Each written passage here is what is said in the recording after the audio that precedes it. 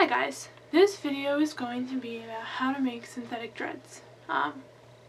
They look like this. I don't know if you can see. They have those little loops on the end, right? And they look like that.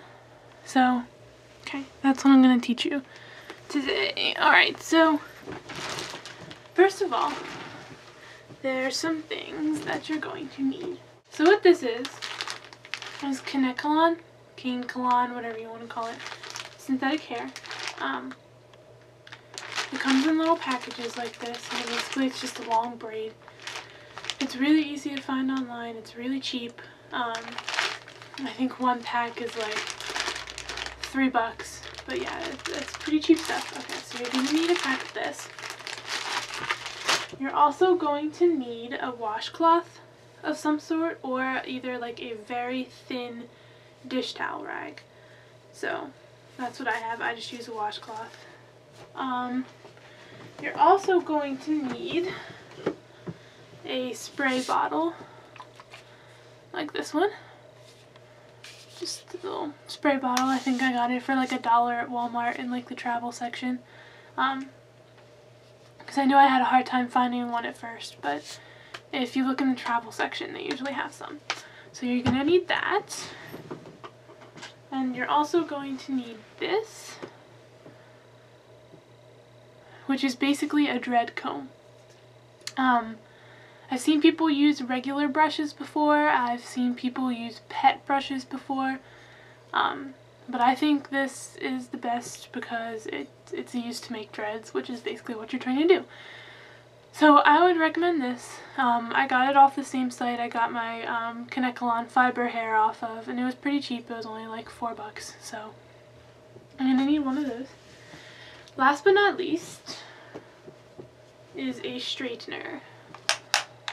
I use my hair straightener that I just use every day on my hair. I've seen people use flat irons, I've seen people use steamers, I've seen people boil it in hot water. Personally, this works best for me because I think it's easier to get the edge, or the end done, excuse me. So yeah, straightener, flat iron, personally that's what works best for me, but feel free to try anything you want. So that's pretty much it. Alrighty, so I already went over what you'll need. This is my dog. Okay, I already went over what you'll need. So now it's time to show you how to do it. No, you can't come up. You can't come up. Okay. So this is pretty old. It's already opened. So I just have it on a hanger, which it works pretty well. I just have a hair tie around it just to hold it in place. You will find though that if you keep it out for too long, it'll start to get messed up. So if you can see, there's like parts on the bottom that are a little longer than what the rest of the hair is. So really that's not a problem. You can just rip it off because, I mean, it's not going to be even. So you can just rip that off, toss it, you're not going to need it. Alright, so now that you've got it pretty much all even, just take it off of here.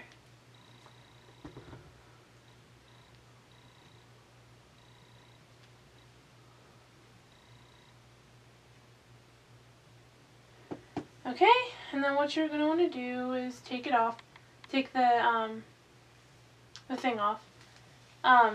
If you're taking it out of the package, it should have one like a hair tie on it already. So then it's just a matter of how long you want your dreads to be. So the ones that I've been making are this long. Because you fold it in half. You fold it in half and then you do it like this. But if you want to make them half that size, you can easily cut it right here in the middle, and then fold the half of that in half. So they'd be like that long. But the ones I'm doing are half. So you have the hair, and then basically what you want to do is take the amount that you want to get the right thickness. So for this, I'm just going to take about this much.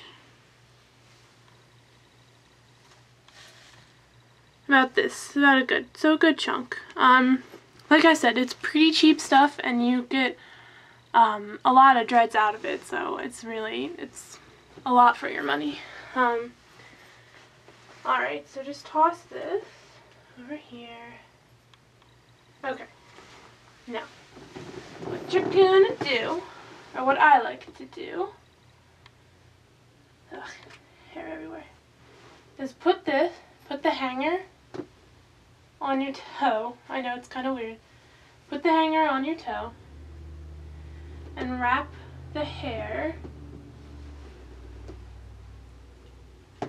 like so. Now this might go without saying, but if you're doing it on a bed like I am, don't let your straightener heat up on your bed. I have mine on my windowsill, so it's all safe. So what you want to do now is take both ends and then just tie them in a knot at the very top, because what happens if you don't do that is the loop will be all loose, and then it's not going to stay in the fall or in your hair or wherever you're putting it very well. So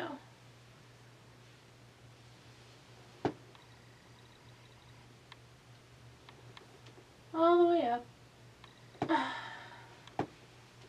just like that. And it might look a little big, but honestly, once you have it back combed and once you have it twisted and all in place, and once it's in your dread fall or in your hair, you're not going to see that. It's all just going to blend in, so it's fine. Okay, so what you want to do now is get your comb. Like I said, I use a dread comb. Alright, so you just want to take that and you just want to start back combing. This usually takes a while because you want to make sure that you get every single side. If you're just doing the front like this, you're not going to get the bottom, so you want to do the bottom as well.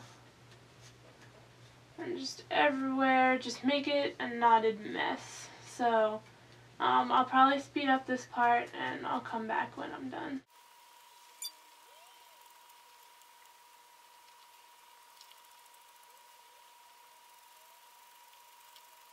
Oh yeah, one quick thing. When you get to the end and you're back combing, you're gonna start pulling out some hairs. They'll start just breaking off, which is fine because, I mean, you don't really need them. So if you have a couple hairs break off, that's fine. Just keep back combing all the way down. Let's see. Breaks off, but it's fine. Don't worry about it. And you want to be careful not to get any loops or knots that are too big or too distinguishable, because when you twist it and make it later, you'll be able to see it. So just make sure everything's, I guess, knotted in a tidy.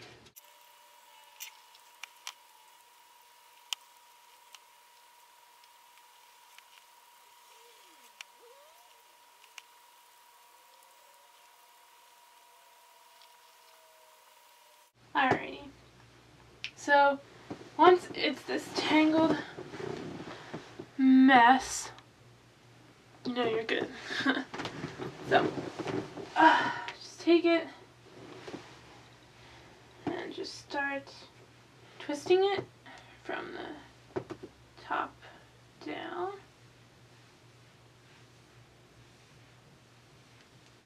Basically, don't let go once you've twisted it, do not let go because it'll all unravel and it'll just be a big mess. So, what you want to do is you want to take your washcloth. Mine is now covered in hair. Alright, take your washcloth, put it over the dread, get your spray bottle, and just spray the washcloth down.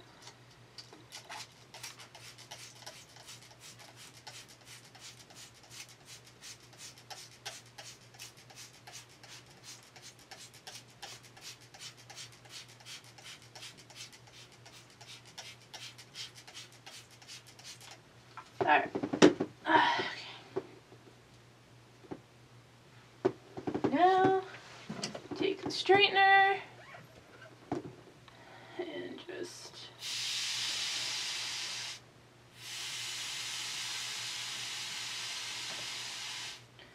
don't press too hard because then you'll flatten it out. It won't be circular, it'll be like a line, and that'll look really stupid. What you also want to be careful of is steam. Because the steam is what gets the fiber to meld to itself, but it's also hot on your fingers, so just be careful of that.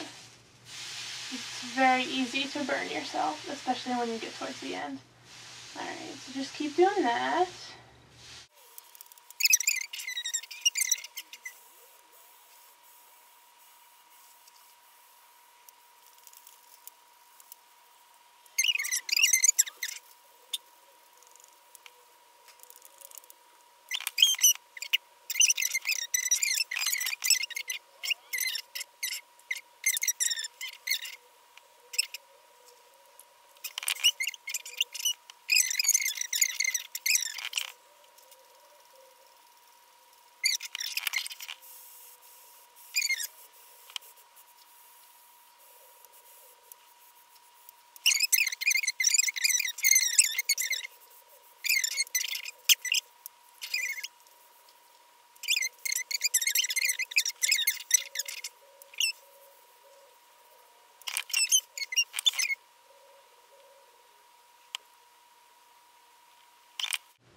At this point, you might not have to wet the washcloth. You might be good because it's pretty damp. If you're using a dish towel, then you might want to wet it every single time because unlike a washcloth, it's not going to hold the water.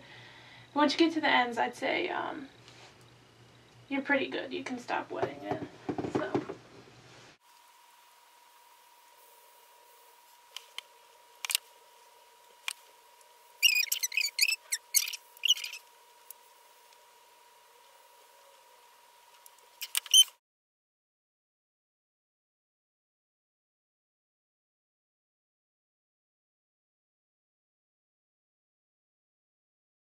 Alright, that's pretty much it. You should be done.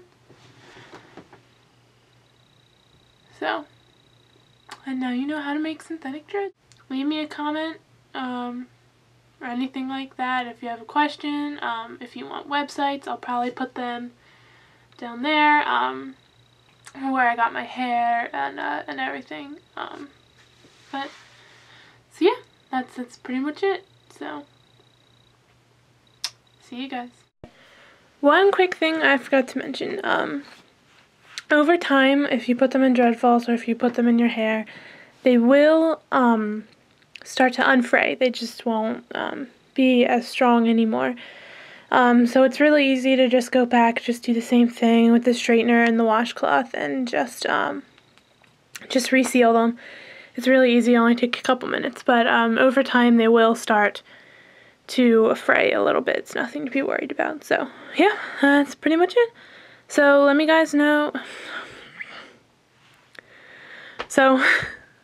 know if you guys have any other requests for videos or stuff.